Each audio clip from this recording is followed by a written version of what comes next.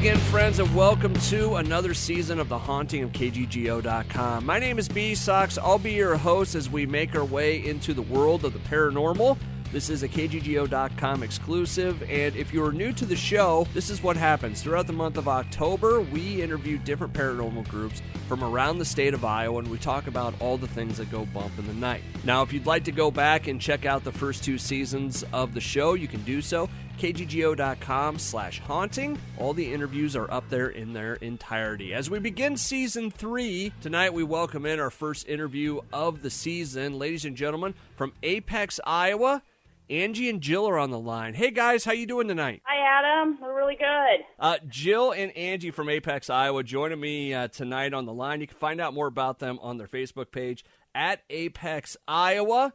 We'll also have links to their other social pages, YouTube, and all that at the bottom of the page. How are you guys doing tonight? We are great. How are you? I'm hanging in there. I really, really am. I'm excited. I'm glad that the Haunting of KGGO.com is back.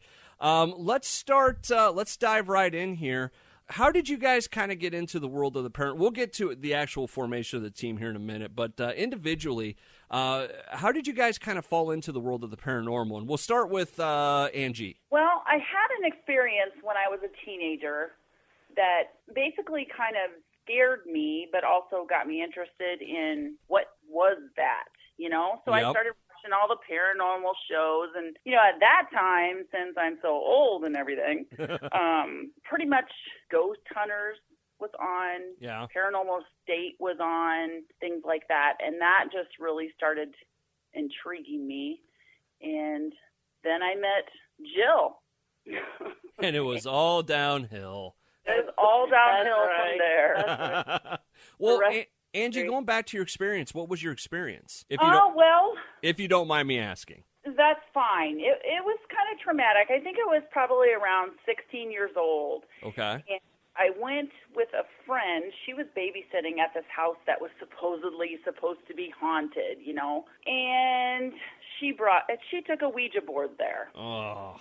Yeah. And, you know, we didn't know what we were doing and things like that, but we were playing with it, and a light in the upstairs where the kids were sleeping blew up. Blew up. Like glass shattering everywhere. And that was scary in itself. And then I worked up the nerve to get in my vehicle by myself and drive home for the 10 miles to home. And I looked in my rearview mirror and saw a fully cloaked monk sitting in the back seat of my vehicle, and I about went into the ditch. Was he wearing a seatbelt? That I don't know. All I can remember is the outline of this monk and red eyes, and at that point, that was traumatic. Well, yeah. Yeah. I was driving home the other day, and I had a tarp in the back of my vehicle, and I opened the windows, you know, just to get some air in because it was a nice day, and all of a sudden this tarp kind of came up in the back of the rearview mirror, and I saw it, and I jumped. So I can't imagine what it would have been like if it was a monk with red eyes. I'm kind of glad I didn't hang out with her in high school. Yeah, I wasn't with her. It was to the point where I could remember what song was on the radio when I saw that monk, and every time it would come on the radio, I would have a little panic attack. Please let it be Barbie Girl from Aqua. No, it was not Barbie Girl. Okay, so what song was it? It was that, I don't know the name of it anymore, but it was actually a monk chanting song. Back in the...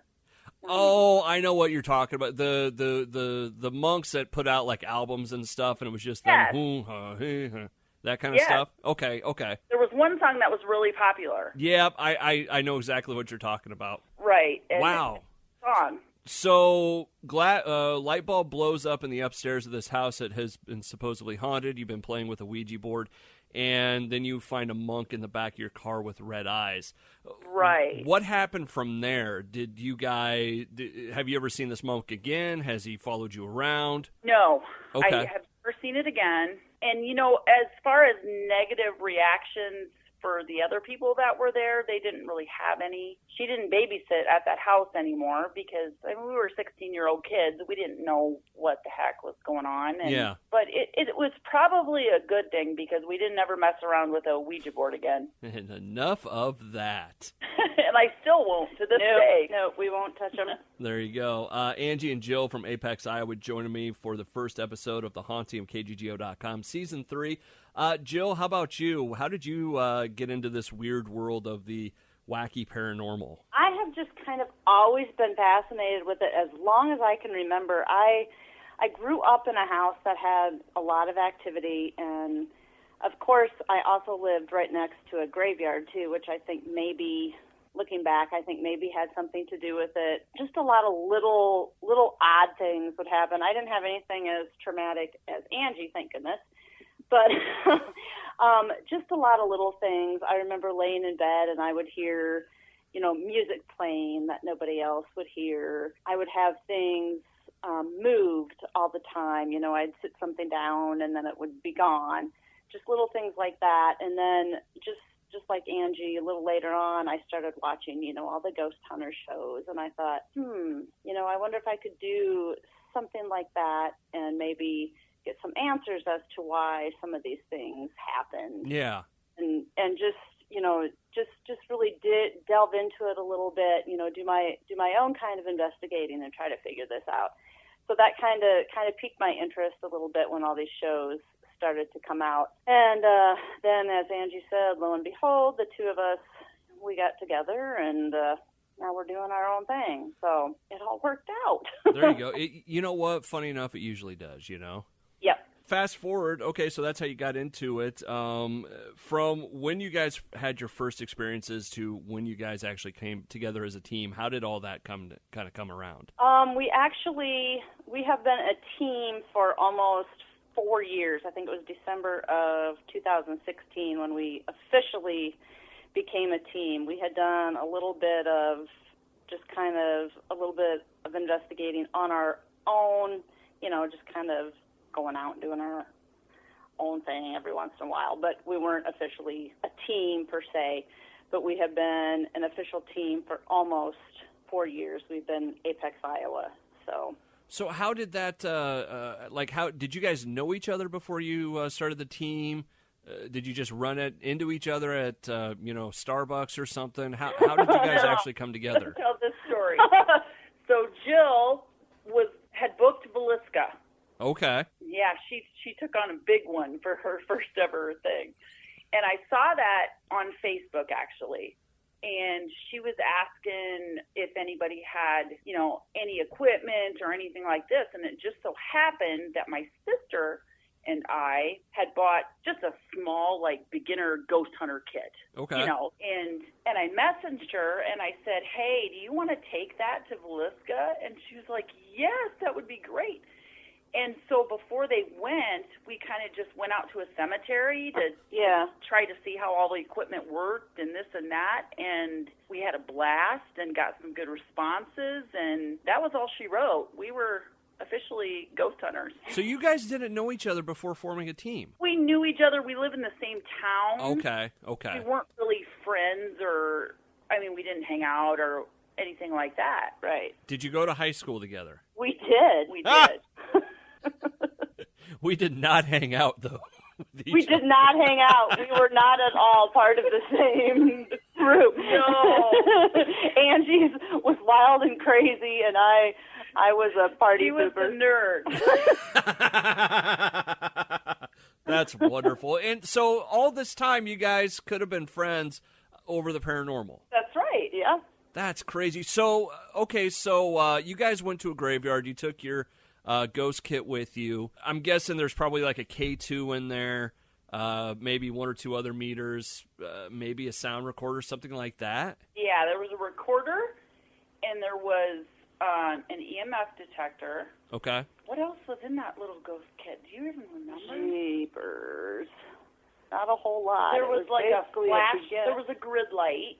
Okay. Oh, so the laser lights? Yeah. Okay. Yeah, I think that was about it. Yeah, it was very, very basic. Oh, a motion detector. Yep. That's when we first started playing with the motion detector. Yep. Oh, that's crazy. Jill and Angie from Apex, Iowa, joining me right now.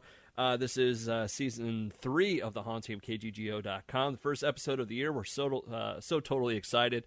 You can find out more about Apex, Iowa on their Facebook page at Apex, Iowa. We'll have details at the bottom of the page. All right, so you're at the graveyard. What responses did you get on your first time out? You know what? I'm looking at the notebook from 4 years ago, and I have it. Can I actually say the name of that's where we were? Probably can't say okay, where it was we a were. local graveyard. Local, there you go. Okay. And I remember clearly that we went out there for like 2 hours, and we, basically ran the recorders. And I have a whole page of notes. And then we came back to my house, and we all listened to this together. And it was amazing. We really thought we were something. Yes. And we caught an EVP of a bell ringing. Okay. We caught a female voice. I'm just looking at the notes here. And voices of a man and a woman talking, all on the recorder, basically. Okay. So this is stuff you didn't hear when you were recording it. Right. But right. later. Okay, that's cool. So that was the first time out. Then you guys went to Villisca together, or was that just Jill, was it? No, then we actually attended an event at Malvern Manor. Oh, Malvern. Yep. And from there, we were just kind of hooked. And then that's when our actual team was formed. Okay, all right. So Apex, Iowa comes around. What kind of group are you guys? Like, there's different sorts of groups out there. Everything from the I want to be famous group to the just want to have the rush of ghost hunting group to the very spiritual group to the technology group. How would you guys describe Apex, Iowa? I'd say we are mostly just in it to have fun. Okay. I mean, every place we go, we just have a lot of fun. We like to interact with other groups, so we're kind of in it, just to see how other groups do things and to learn from other paranormal groups. We like to try other technology that other groups use because we're kind of old school. We don't really have a lot of gadgets. We kind of keep it really simple. But I would say mostly we're just in it to have a lot of fun while we try to get answers. We also use a debunking approach. A lot of, I'd say probably 99% of things in the paranormal can be debunked. And that's usually the first thing we try to do is, if there's a claim of the paranormal, we try to debunk it. But for the most part, we are just looking to have a good time. We never set out for this looking for any kind of fame. We're just looking to have a good time, and we have met so many great people, and we have built so many friendships. And to us, that's the most important thing. You brought up something interesting there with the gadgets and the gizmos. I almost think some teams have too many. They do. They spend more time setting up stuff than they actually do investigating. I would agree. I think and listen, if there's some group listening to this right now that they have a whole lot of gizmos. I'm not saying that's a bad thing, but just sometimes I'm like, okay, how many? You don't exactly need a Swiss Army knife of technology to go do this, right? No. Right. I don't know. That's just my thought. But what do I know? I'm the guy behind the microphone, just talking about the paranormal. I'm part of no group. We started out like wanting all the cool gadgets and gizmos, and there's things that we still want. Yeah. But I think a couple years in, we discovered, you're probably not gonna catch anything on those 3 video cameras that you have spent an hour trying to set up, and they don't work half the time. Just go have fun.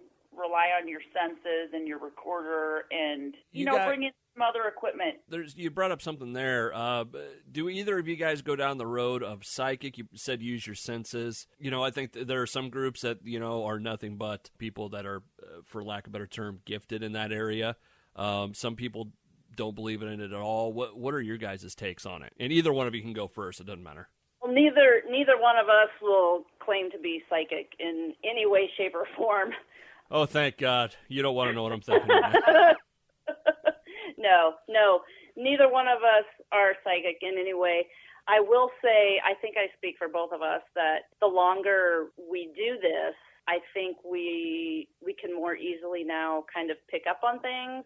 Okay. I think we can we're more able to use our senses and are able to kind of tell when there is going to be activity. We're able to kind of sense when a spirit is around, or, we can walk in a certain location or a certain room of a location and be able to tell, okay, I don't think there's this happening here. This feels heavy. Right. Yeah. I always equate it to, there's a certain feeling when a house has people in it. Right. And then there's times you'll be going through a quote unquote haunted location and there's nobody home. Mm-hmm. That's the best way I can describe it. Yeah, that's a great way to put it. And I don't claim to be psychic at all, but I have had that feeling of nobody's home or somebody left the house. So Right. Apex, Iowa, joining me on the haunting of KGGO.com. Jill and Angie are joining me right now. Let's talk about some of your investigations as Apex, Iowa. We'll start, let's actually, since it's October and, this is the time of year where everybody wants to have that creepy vibe, to hear the story of, we'll get to the funny stuff here in a little bit and the, other ghost stories and stuff. But if you were going to put a pin in probably the one place that you thought was the scariest place you've been to as Apex, Iowa, what do you think it would be? And we'll start with Jill. The scariest, I'm not sure if I'd say scariest, but the place that gives off the ickiest vibes for me is the Villisca Axe Murder House. Okay. My feelings on that house is that the spirits of the family murdered there are not there. It's all entities that have been brought in by people who have been messing around with Ouija boards and doing seances. And in that house, there's no regulations on what you can do. Yeah, it's kind of a free-for-all, isn't it? Yes, most places have rules. They say no Ouija boards allowed, no seances allowed, no. But Villisca isn't like that. People can just go in and do whatever they want. And I think a lot of things have been opened up and brought in, and that is what you're dealing with when you're at Villisca, in my opinion. And it's just a very heavy, icky, yucky feeling when you're there. That is the only place where I've actually been scratched by some. Wasn't a real fan of getting scratched.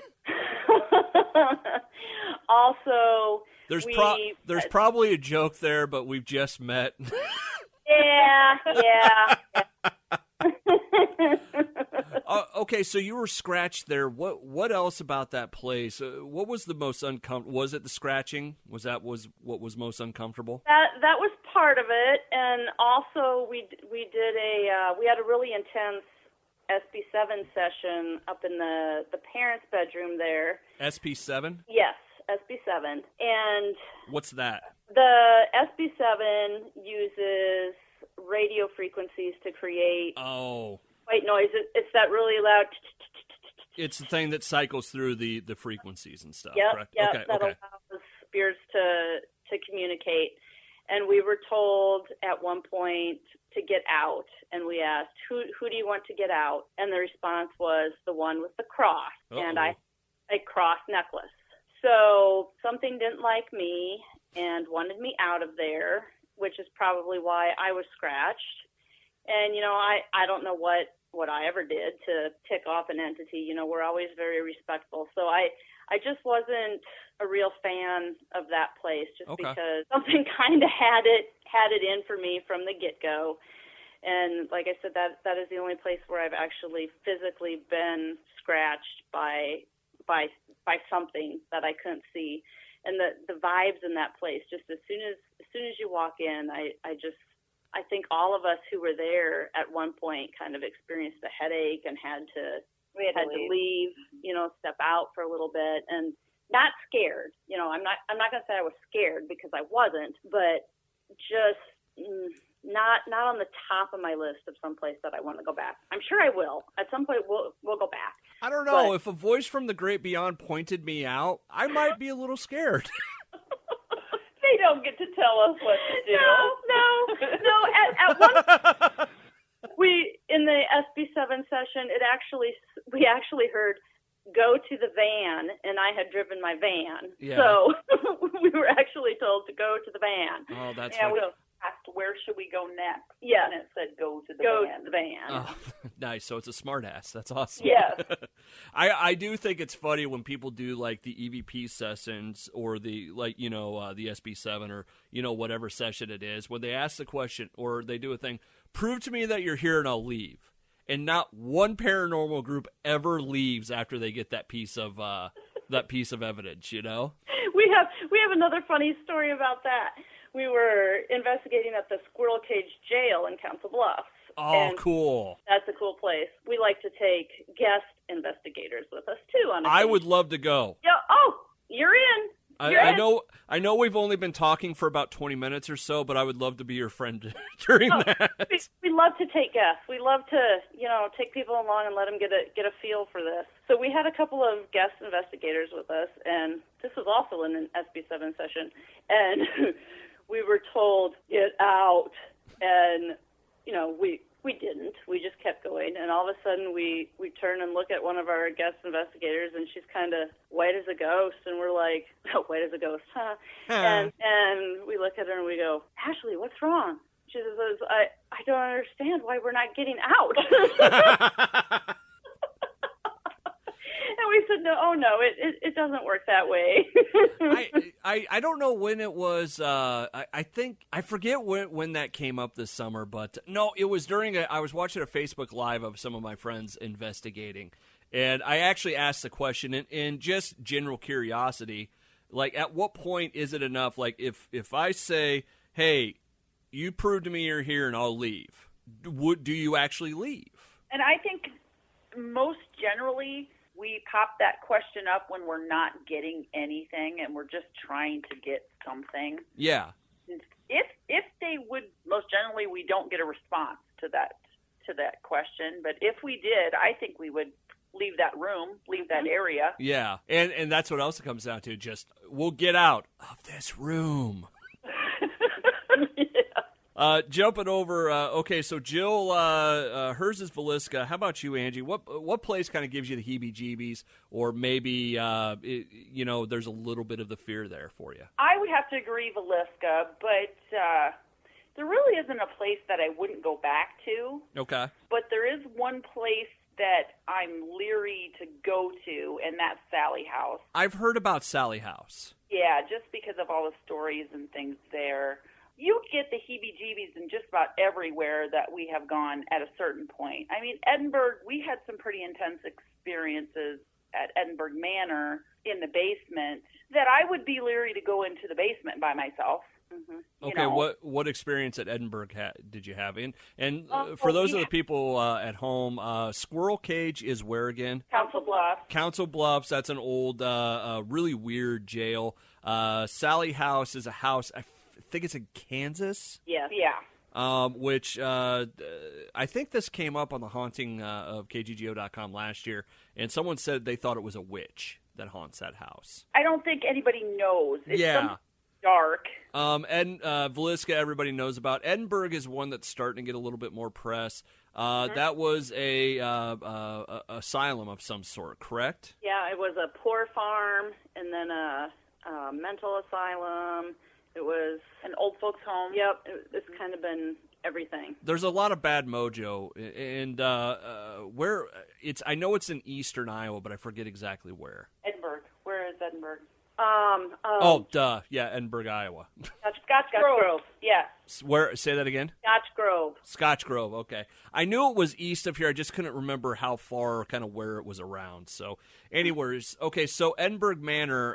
What's going on with the basement there? We had a lot of experience in the basement. We went into this room, and Jill and I both kept getting Jill kept getting touched in the head. I kept getting touched on the side. We saw what I can only describe as a tall shadow man in that basement. Okay. And just with the intensity of the activity down there, I mean, it was just like one thing happening after another.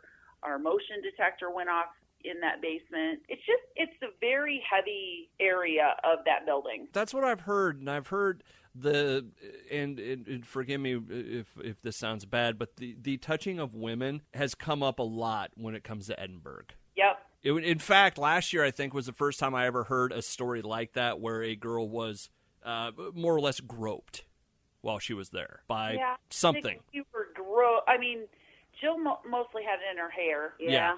My hair is constantly played with. But so Edinburgh, that's one that gives you the heebie-jeebies, huh? Yeah, the basement. But I would definitely go back there. That's a great place. See, that's another one I just haven't gotten to go to yet. I don't know why. I just every time people I know go there, I'm busy or something else is going on, and it's one I want to go check out. I just haven't gotten there yet. Well, maybe we could take you as a guest to Edinburgh Manor.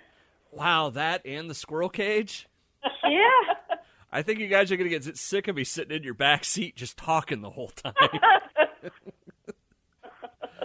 Jill and Angie from Apex, Iowa, joined me on the haunting of KGGO.com. You can find them on Facebook at Apex, Iowa. We'll have the rest of their information at the bottom of the page. Now, Jill and Angie, whichever one wants to go first here, what's the best piece of evidence you've ever gotten? I have a couple. And who's talking right now? This is Jill. Okay, Jill. I'm going to go with, we investigated the Birch Coulee battlefield. Ooh. Yes. Where's that at? This is in Renville County, Minnesota. We went out of Iowa. What? Apex, Iowa goes to Minnesota. And we did this battlefield, I think it was 2 years ago. I believe it was June of 2018, and we had just been dying to do a battlefield, and we finally got to do one. And aside from the bugs being absolutely horrible, worst bugs I have ever encountered. Yeah, it was a nightmare, but it was an awesome experience. We knew that there had been, I think it was it like 80 or 90 horses that had been killed in this battle. Oh wow! So we were using some trigger objects. We had our carrots, and we were trying to lure out these horses. You know, here, horsey, horsey, and whistling. I think I said here, horsey, horsey. And whistling, and we had our carrots, and we were trying to get these horses to come out. You know, we showed them we had our food, and lo and behold, we didn't hear a horse neigh with our own ears, and also caught it on the recorder. I mean, as we were trying to make contact with a spirit horse, we heard one neigh with our ears and on the recorder. I thought that was it was amazing, phenomenal. There was swearing involved. I mean, it was. Now, is there a place that people can hear this? It was for sure on our Facebook page, and I can always go back and repost that too. I believe you said you guys had a YouTube page, correct? Yes. Okay, would it be on there as well? It wouldn't. No, is that one not on there? We never did a YouTube video on that. We did a Facebook Live evidence review. Okay, so if you want to hear it, go to your Facebook page, correct? Exactly. All right. Okay. Well, the horse neighing that's a pretty good piece of evidence. How about you, Angie? What's your best piece? Mine was at the farm. We just call it the farm because it is a place that only we can get into. It has produced some of our most memorable evidence to date. We've been there several times. Okay, so it's a place. So I'm guessing there's a personal tie to it, right? It's not lived in. It's an abandoned farm place, but its location is so cool because it's right around Indian camps, Indian burial sites. A lot of history to it with the family that used to live there would see an Indian girl. Really? Yeah, there's just a lot of, and there we have 2 YouTube videos about the farm. Go watch those because the evidence is amazing. But what happens in these videos? A lot, but but I'm going to tell you my most memorable one. Okay. We had motion detectors. Well, let me start by when we did the tour of the initial tour of the house. We took pictures of every room, looked in every room, kind of just got the feel. Yeah. When we went back to investigate this certain room, there was something in the middle of the floor. It was like a little box, and it wasn't there before. So we thought, hey, let's set up our motion detectors in this room and leave it. Okay. And see what happens. Did you look in the box? We did. It was some kind of retainer. Yeah, or something. yeah. Oh, really? Of all things to show up in the middle of the room. It was weird. Oh, okay. So we set up the motion detectors, and we left. Actually, everyone that was there went to the basement, and this was on the main floor. All right. And we were down there probably 5 minutes setting up to do a session down there, and I think one of us yelled, hey, those motion detectors are on upstairs. Why don't you see if you can set one of those off? And I just about swore, but... Oh, I'm sure we did. Yeah, it went off on command. And, motion detectors, they're loud and they're like sirens. Yeah. And the actual button to shut it off was up on the same floor as the motion detector. So we all ran up the stairs and we all, shut it off and all gasped and said, okay, let's do this again. Told the spirits, hey, just to make sure that was you, we're going to set this up just like it was before. We're going to go back down to the basement, and you see if you can set it off again. And sure enough, we went to the basement, and it went off again. Oh, boy. Yes, and that was the only 2 times that night that motion detector went off, and it was both on command.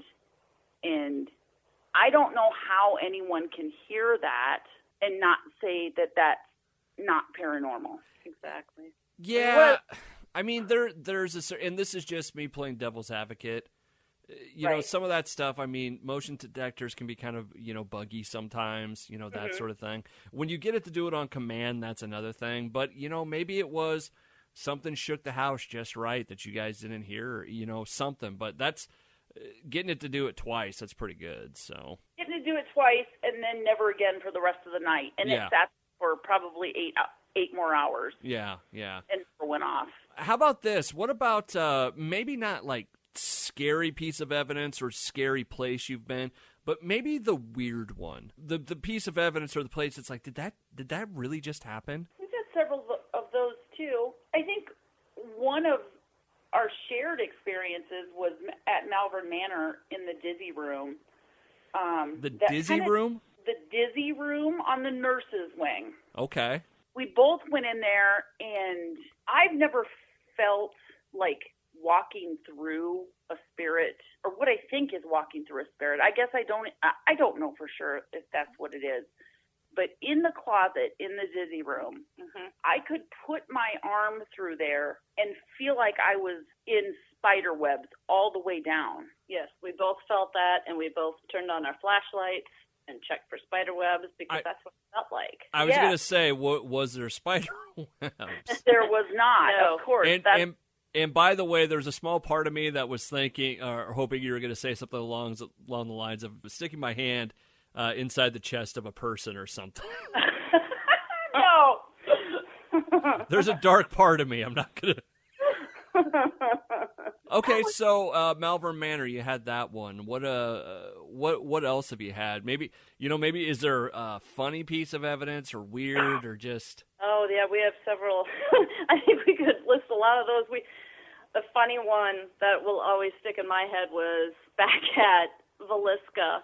We had another group with us that we were investigating with when we were there, and we were doing an SB7 session in the attic, and I was asking some questions, and I was trying to establish kind of an era that the spirits were in, if they were spirits from the time frame when the murders were committed, in 1912, if they were trapped, in that time frame, or if they were in present day. So I asked the question, do you know who the President of the United States is? and clear as day, the response was, "He's a gigolo." And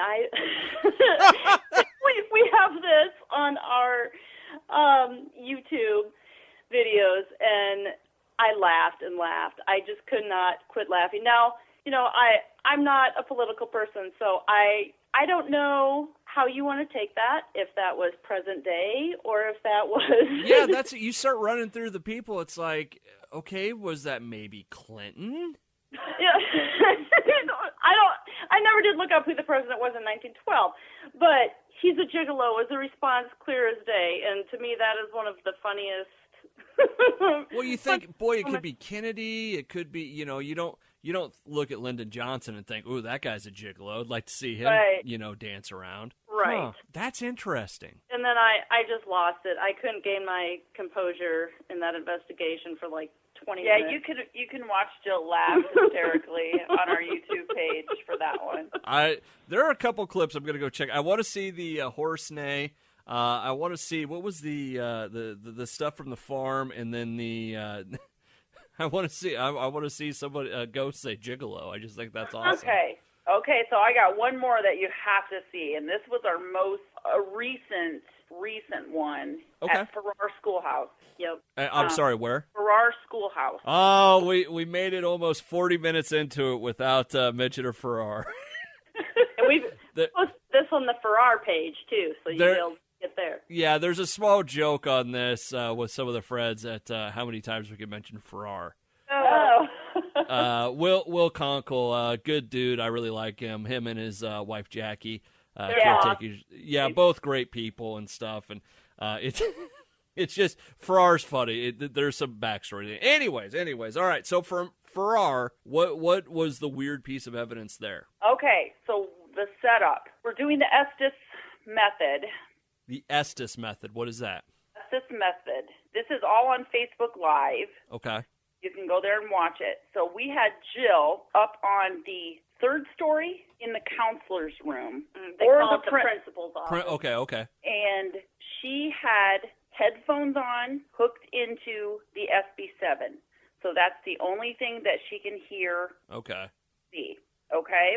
She had a camera person in that room shooting the Facebook Live video. Okay. On her. Okay. And myself and two other people investigating that night were outside of the building on Facebook Live asking questions and asking the spirits to have Jill answer them. Okay, that's the Estes method. Okay, all right. Yeah, I can wrap my head around that. So surprisingly, she was doing pretty well. There were several questions that we asked and several answers that corresponded with what we were asking. But I could tell it was going dead. After about a half hour, it was going dead, and nothing was really being said. And so I said, okay, one last challenge for you. I said, if you can make Jill say potato, we will stop this, and we'll get Jill out of there. Okay. So I think I had to say it a couple more times. Come on, you can do it. Say potato. Say potato. And I just wanted a random word, Yeah. And all of a sudden, I can see Jill on the Facebook Live because we had both of us pulled up, myself and Jill on the third story. And I still see Jill look at the camera, and she said, potato, see ya? And we screamed because we said, we will leave you alone if you say potato. And that was the most amazing and funny experience all at the same time. That's a really great response. The camera on me goes, oh my God. And I had no idea what had happened. It was so hot up there. I just took the headphones off, and I'm like, I'm done. It's so hot. And I had no idea what had even happened. Oh, that's amazing. Jill and Angie from Apex, Iowa, joining me on the haunting of KGGO.com, talking about different ghost stories and stuff. Is there a place... is there a favorite for you guys to go to, like, maybe the farm you were talking about a little bit ago? Is there a place that that when you go there, you're gonna get some sort of evidence or some sort of story? Yeah, I think the farm is always I think that's always our go-to place, always our favorite. Okay, all right. What's the besides the motion detector? What else have you guys gotten from the farm? We've had several EVPs. Okay.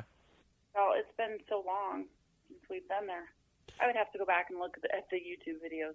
Okay, how about this? Besides the farm, is there a favorite for you guys? Is there a place that if I said, hey, get your ghost catching stuff out, we're going hunting this weekend, where would we go? We just did the Boyd House. That was a lot of fun. That was amazing. Okay, tell us about the Boyd House. We had about, 45 minutes we were there with another group, and we had about 45 minutes worth of constant activity. That is also on our Facebook page. We were upstairs at the Boyd House, and every time we would mention the chair, there was a rocking chair up there. The other team had some spirit balls that they put in the chair that would light up. Spirit balls. Came near them. Yeah, are they actually just, I think they said like cat toys? Are those when you like hit them or something, they start going off? Yep, okay. They light up. And every time we would mention this chair, they would light up. Something was interacting, something was interested in that chair. So then we set up some more equipment up there. The other team had a music box. We set that up there kind of at the top of the stairway. We set up the REM pod in another room, and it was just a constant flow of activity. It was like the spirit had a path. Music box would go off, and then the REM pod would go off, and then the spirit ball would go off. It was just constant activity for about 45 minutes. I think that is the longest activity spell we have ever had. It was just simply amazing. And we just stood there asking questions, and it kept doing its circle of stuff, and it was amazing. And then it was kind of interesting. I asked, I said, do you care if I sit in your chair? And then I kind of got really dizzy and felt like I was going to be sick. So I said, I got to get out of here. So I went downstairs to the kitchen, and there was a REM pod set up on the table down there that we had just left sitting down there. We weren't using it, but it was left on. And when I went downstairs to the kitchen, all of a sudden that REM pod started going off, and all activity upstairs stopped. Huh, so it was following you? Yes. So when I had asked if I could sit in that chair that it was so interested in, I must have ticked the spirit off, and it followed me downstairs. Well, it did call seat back, so... Yeah. So that was kind of interesting. So we had a lot of activity at the Boyd House. So that's someplace we definitely would go back. Where is the Boyd House? It is in the little town of Boyd, Minnesota. You guys ever hunt in Iowa? Occasionally. You guys, and we don't have to give out the exact town you're at, but you guys are in northern Iowa, if I remember right. Correct? Yeah, we're actually pretty close to the Minnesota border. I guess that's why we kind of venture into Minnesota once in a while. So. Okay, all right. Good deal. Jill and Angie from Apex, Iowa, joining me for the haunting of KGGO.com. As we get ready to kind of wrap up tonight, if people are going through, like maybe they've got something going on in their house, and I don't know how much residential stuff you guys do, what would be your advice to them? Our advice is to keep a log of what's going on. I already know you're a great ghost hunting group because that's the first thing I always say. Keep a log and keep an open mind, because 90% of the time, you can explain that activity away. You can explain it, you can debunk it, but that's not downgrading anyone who thinks they have activity, because some people really do. And we love to do residentials. We've done a couple, and we've been able to help a person clear their house of some activity. But reach out to groups like us. There's so many paranormal groups out there. Yeah. Well, you know what? That's the thing. I've had this conversation with people, and not to cut you off, but I think we're going down the same thing of you should probably research the paranormal group before you contact them, right? Absolutely. Okay. I think there are people out there. I liken it to this. It's like calling a plumber that the plumber comes, like you ask them for help, and they go, okay. They come and they tell you, you've got a leak on the second floor. Well, yeah, what are you going to do about it? You've got a leak on the second floor. We're not doing anything, you know? Right. So keep a log, contact somebody. At what point would you recommend for somebody to, let's say that I had stuff going on in my house. At what point should I call Apex Iowa? I think at the point where it's scaring you. Okay. Or you want to know what's there. Some people are okay having the spirits there. They just want to know who they are or what they want, and we can maybe help them find those answers. What you mentioned that you guys cleared a house. What did you clear it of? It was a touchy situation. We went back there a couple of times. And please don't feel like you got to name names or do anything right, like no, that. we don't. We had some help with a psychic and also got some answers through our SB7 that led us to believe that there was a little girl's spirit being trapped there by an older gentleman's spirit. Ugh. Yeah, and it was very intense. And that's all on Facebook Live as well. And it was probably the most intense experience that we've ever had, but we just kept after it that he couldn't boss her around. And I believe in my heart that it was about an hour-long session, we led her to the light, and the house felt much different after that. How long ago was that? Oh, that was February? Okay. I think February. That'd be on our Facebook page, but it was intense. Now, it is the month of October. Have you heard from the owner of that house since, or is things still hunky-dory there, or? Yes. The owners have contacted us many times and thanked us over and over for making the house feel much lighter. They think there might still be something there, but not a dark entity and not the oppressive feeling that was there before. Well, guys, I think we've covered just about everything. Awesome. Thank you so much for joining me tonight, Jill and Angie from Apex, Iowa, joining me on the haunting of KGGO.com. We'll have the links to all their social media and YouTube page at the bottom of the page. Best of luck to you guys, and thank you so much for coming on. Well, thank you so much for having us. Thank you. We had a great time. This is the haunting of KGGO.com, a KGGO.com exclusive. Don't forget you can go back and listen to all of our interviews at the website, KGGO.com/haunting. Have a great night, and we'll see you next week for another edition of the haunting of KGGO.com.